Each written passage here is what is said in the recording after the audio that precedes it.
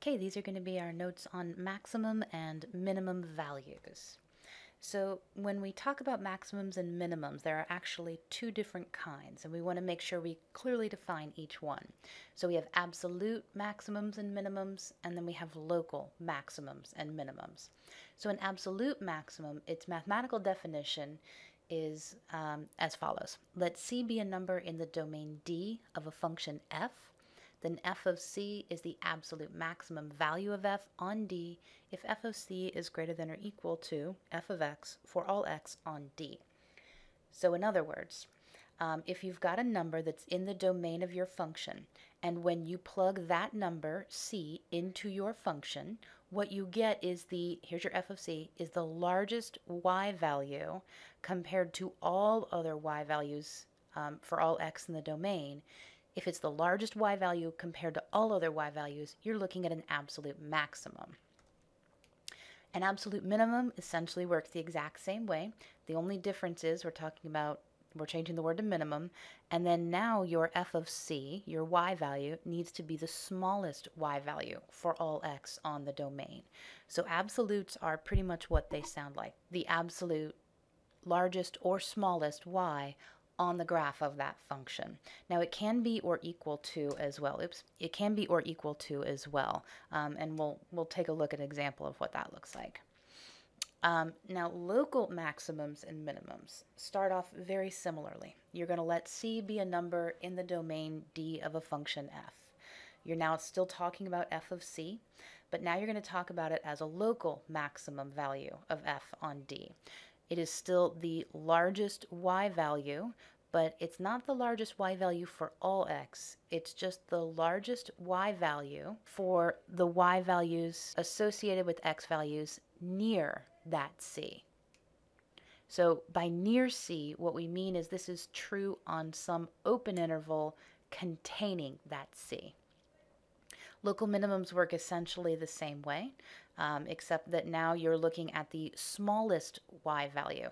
So essentially these locals don't need to be the largest or smallest for the entire graph, they just need to be the largest and smallest for a small area of that graph on an open interval.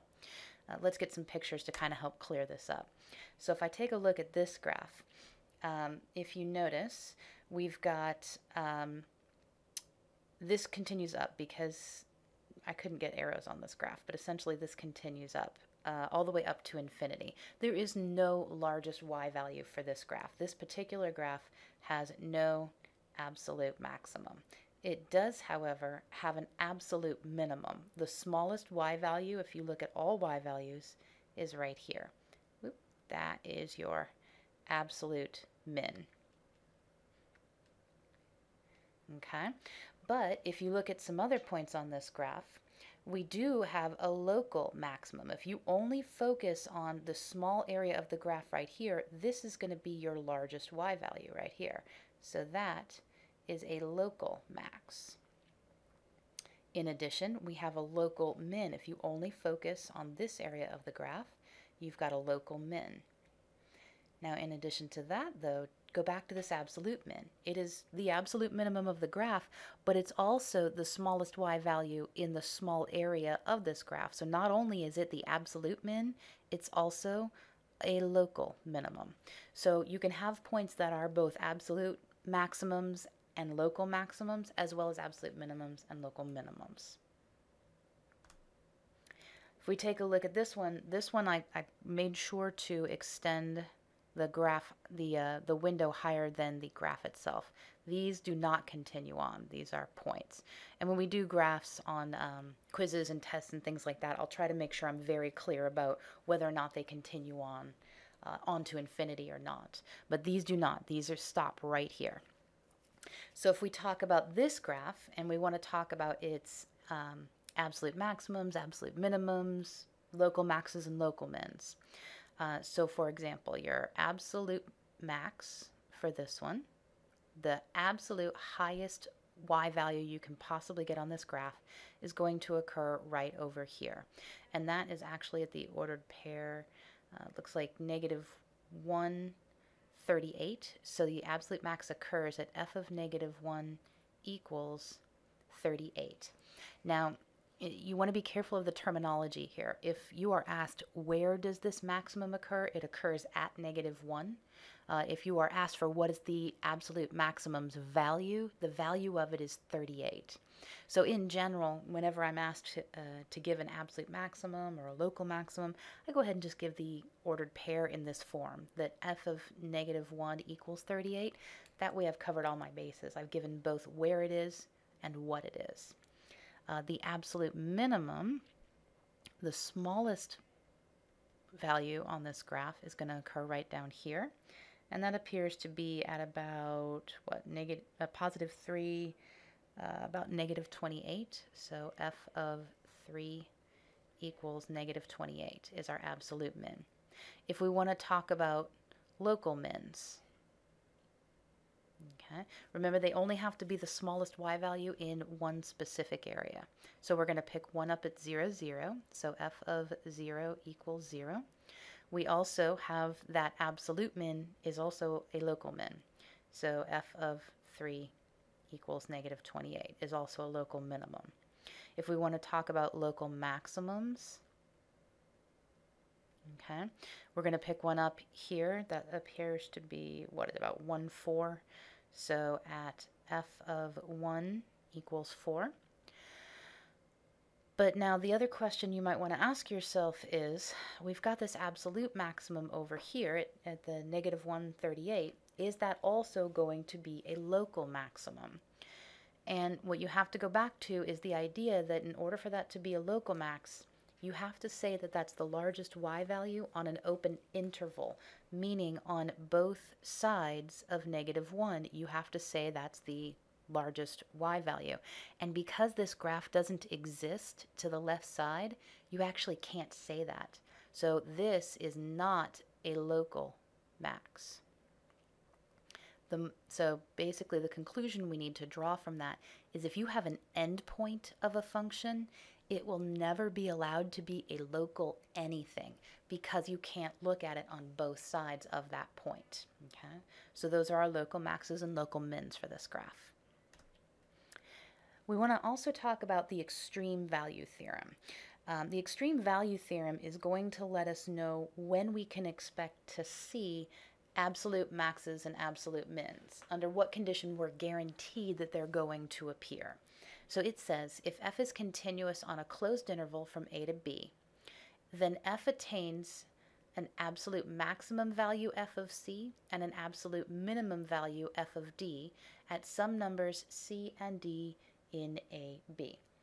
So in other words, if we look at a graph, here's a, here's b, x and y. So if we look at any continuous function on this interval, so I'll put 1 point here and 1 point here, and I should be able to draw any kind of continuous function that you like.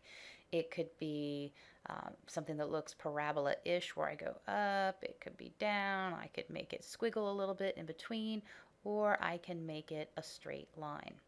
I should be able to do this with any continuous function. So let me put a couple of them on here so we can talk about them. Here's A, here's B, and this one, let me do this. Let me go like that. Okay. So what that says then is assuming you've got a closed interval and assuming that this is a continuous function, which both of my drawings are, I'm guaranteed to have an absolute maximum and an absolute minimum, at least one. So let's look at the one that I drew kind of a line here. If we look, this is just a line, so it doesn't go up and down, but because the extreme value theorem asks us about absolute maximums and minimums, we can use the endpoints. So the absolute max for this graph would be right here. There's your absolute max.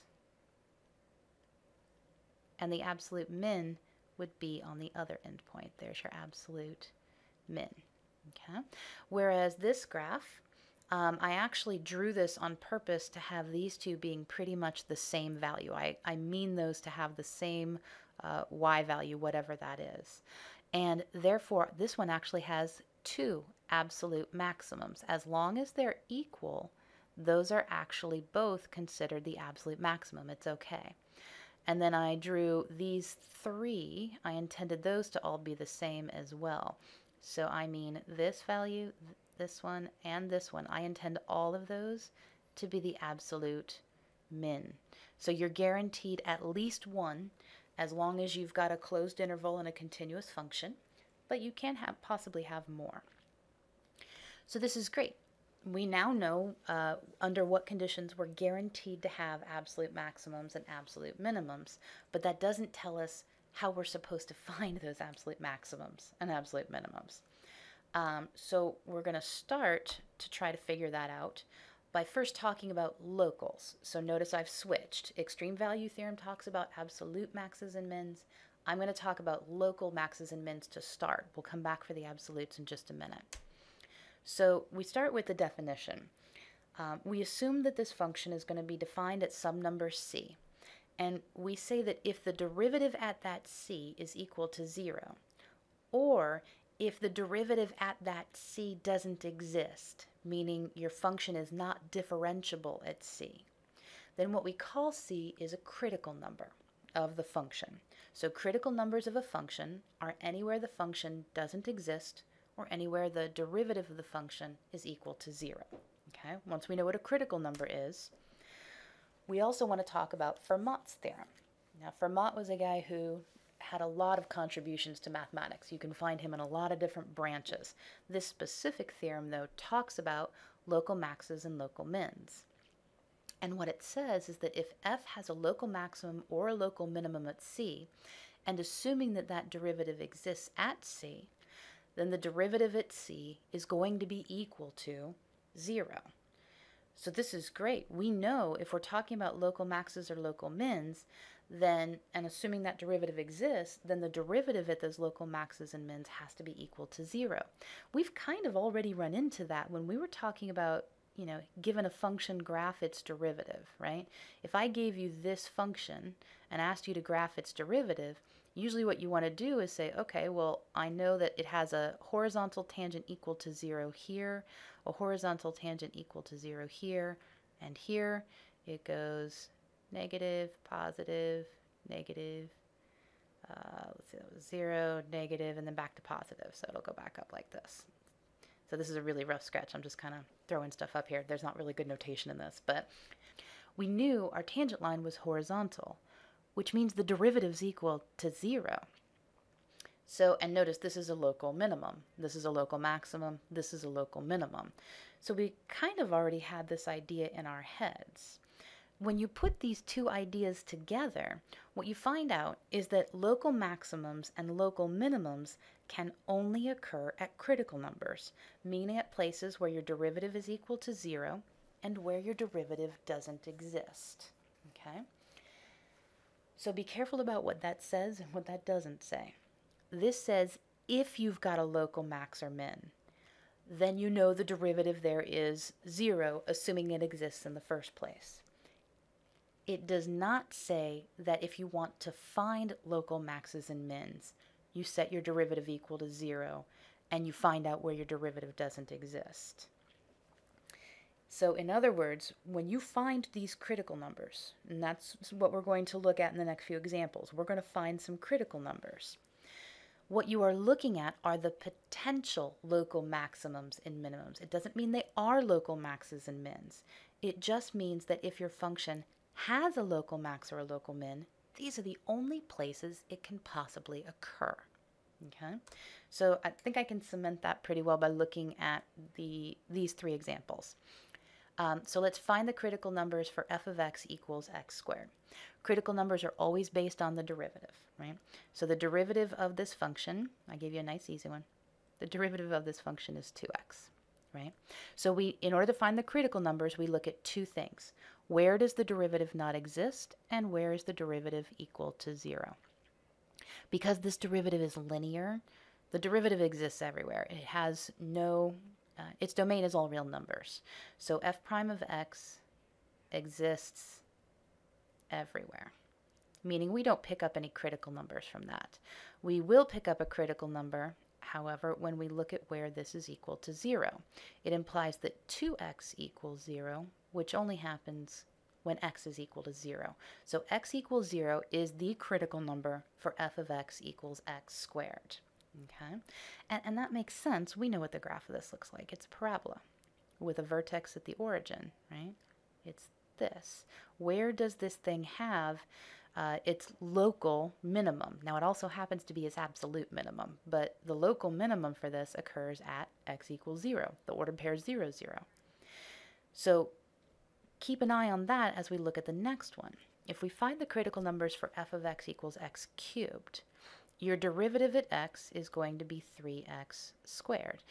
And again, that's a quadratic. Its domain is all real numbers, so the derivative exists everywhere. No problem. We don't pick up any critical numbers from that. If we set the derivative equal to 0, what we get is 3x squared equals 0, which again, if you divide both sides by 3, that says x squared equals 0.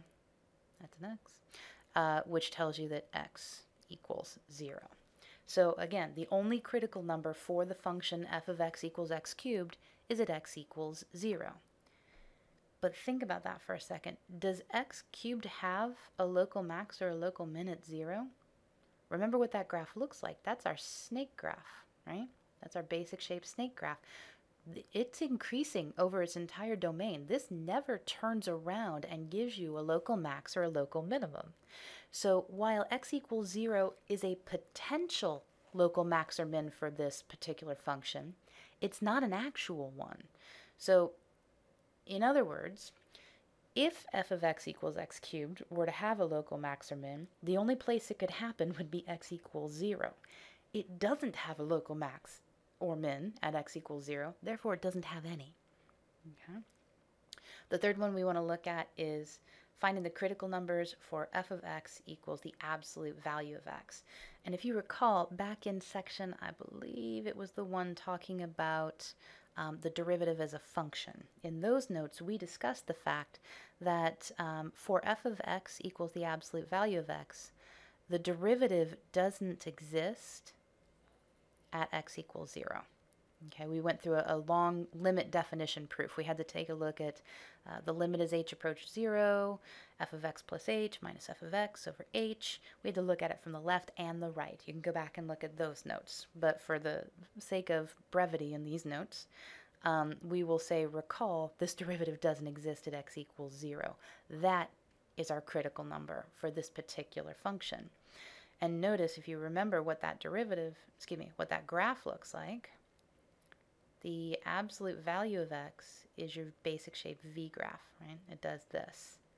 And the derivative does not exist here. You have that sharp change in direction, which causes it to not be differentiable at x equals 0. But it is a local minimum. It's also the absolute minimum, but it is the local minimum for this particular function. So you'll get them, you potentially have local maxes and mins anywhere you have derivatives equal to 0 or derivatives that don't exist. Let's take a look at another one. Find the critical numbers for f of x equals x cubed plus x squared plus x. So again, critical numbers are all about the derivative, so we're going to actually find it. The derivative of f with respect to x is going to be 3x squared plus 2x plus 1. So it's a quadratic, so we're not worried about picking up critical numbers where it doesn't exist because it exists everywhere. The domain of every quadratic is going to be all real numbers. No critical numbers there.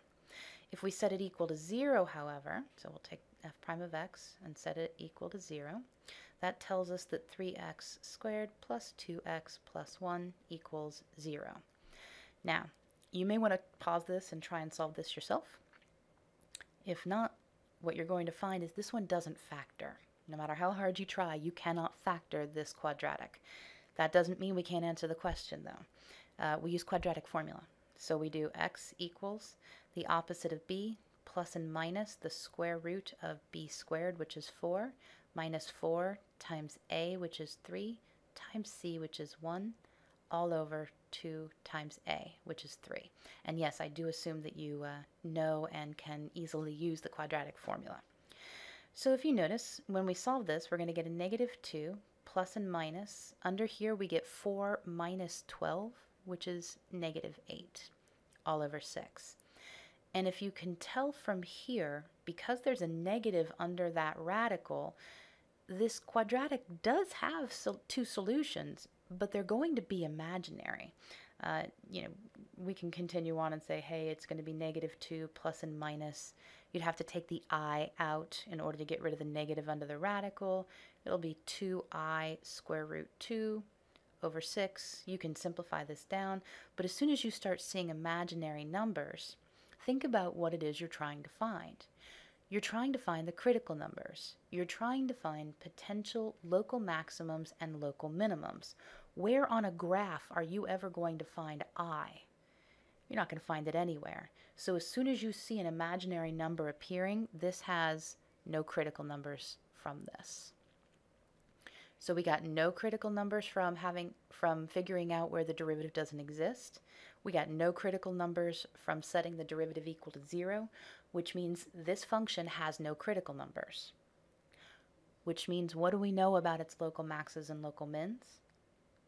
It doesn't have any. Okay, this is one of those cubics that is going to be increasing over its entire domain. I know increasing because the leading coefficient is positive, so I know it goes down on the left and up on the right. Don't assume that just because you're going to use quadratic formula that's going to cause you to have no critical numbers. If I had gone through this quadratic formula and somehow come up with something like, I don't know, I'm going to make it up, 1 plus and minus the square root of 3 kind of thing, those are going to be critical numbers. Those exist on your graph. They're not pretty. They are, decimals that you're going to have to approximate, but they would be considered critical numbers. So just because you're using quadratic formula does not mean you don't have critical numbers. Let's take a look at this one. Find the critical numbers for f of x equals x to the 3 halves times 4 minus x. So again, we're going to need to take the derivative. You've got a couple choices on how to do this. You can either distribute the x to the 3/5 to both of those terms and then take the derivative, or you can use product rule. Either one's fine. I'll go ahead and use product rule. So I will take the derivative of x to the 3/5. So that is 3/5 x to the 3/5 minus 1, which is negative 2/5, times 4 minus x, plus x to the 3/5 times the derivative of 4 minus x. The derivative of 4 is 0.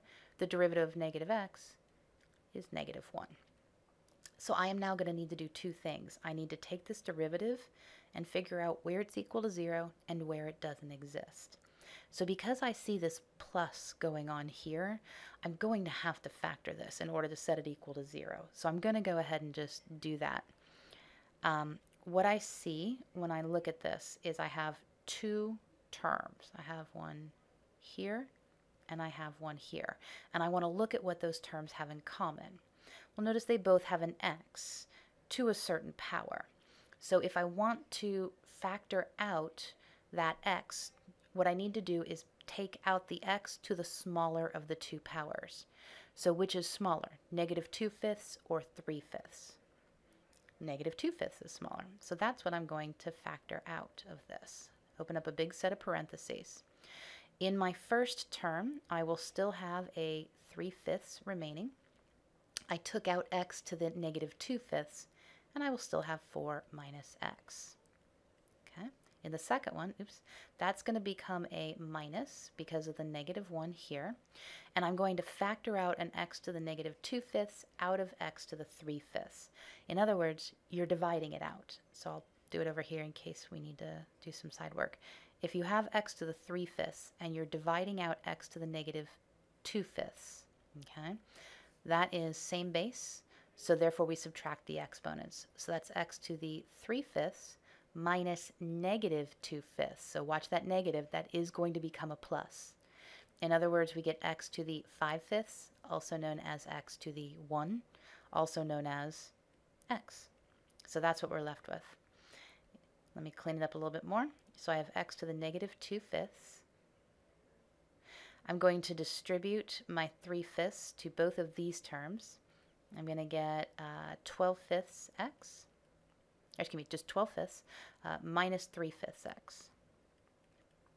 minus x. And then these are now like terms. If you take negative 3/5 x and you subtract x from it, sorry, I'm trying to write and talk at the same time, we're going to end up with 12/5 minus 8/5 x. So that's my derivative.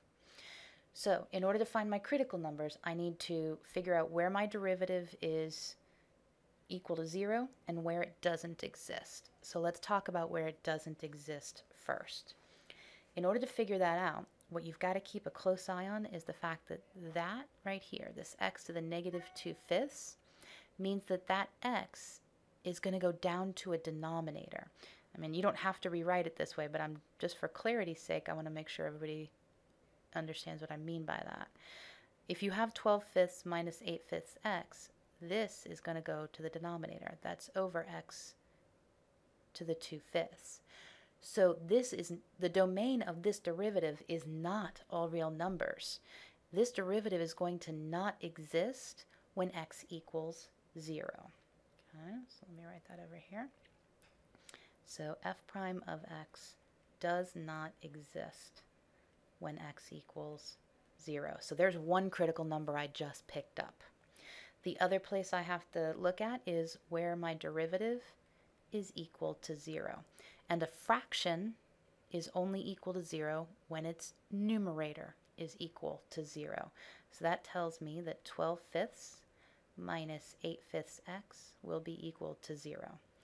If you subtract the 12/5 over, both of those sides will be negative, which means the negatives will essentially undo each other, and multiply both sides by 5. What you'll get is 8x equals 12, which says x equals 12 over 8, and if you divide both of those by 4, you'll get 3/2. So this has two critical numbers, x equals 0 and x equals 3/2. So it is important to distinguish between which critical numbers come from your derivative not existing and which ones come from setting your derivative equal to 0. Because eventually what we're going to want to do with this, once we start figuring out local maxes and local minimums and all those kinds of good things, is we're going to want to graph these functions using these critical numbers. Well, when we graph these, if you know for a fact the derivative doesn't exist at x equals 0, remember there's only three things that cause a derivative of a function to not exist. This graph either has a discontinuity at 0, it has a sharp change in direction at 0, or it has a vertical tangent at 0, because we know the derivative doesn't exist there. So we can use that to our advantage when we start to graph these kinds of functions in the future sections. Now that we've been able to find critical numbers, we're now capable of finding absolute maximums and minimums on an interval. Okay? So we use the fact that critical numbers are going to identify all of our potential local maximums and minimums. So the first step is to find all critical numbers on the interval a, b. So once we have those, what we have are the possible local maxes and local mins. So we'll want to find the value of the function at the critical numbers. And by find the value of f at the critical numbers, I mean find the y values. You'll have x, find y. But those are just the locals. And remember, you have the possibility of the graph that we looked at earlier, which was, I think it kind of looked like this, basically, where when you found all your locals, which would have been here, here, and here, you would have missed the absolute maximum because the absolute maximum occurred on the end point. So to take care of that, you also need to find the value of your function, also known as the y values, at the end points of your interval. The largest and the smallest of all of these values are the absolute maximum and the absolute minimum, respectively. Let's take a look at an example. If we want to find the absolute maximum and minimum of f of x equals x cubed minus 3x squared plus 1 on the interval from negative 1/2 up to 4. So first we find the critical numbers, which involve the derivative. We find f prime of x, which is going to be 3x squared minus 6x plus 0. This exists everywhere because it is a quadratic. Its domain is all real numbers. So it exists everywhere. No critical numbers from that. So to find the next batch of critical numbers, we set this equal to 0. 3x squared minus 6x equals 0. The way we solve that is we factor out what's common to those two terms. We take out the 3x.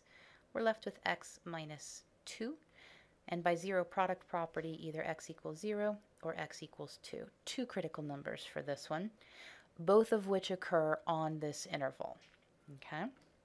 So now that we have the critical numbers, what we need are the y values at those critical numbers.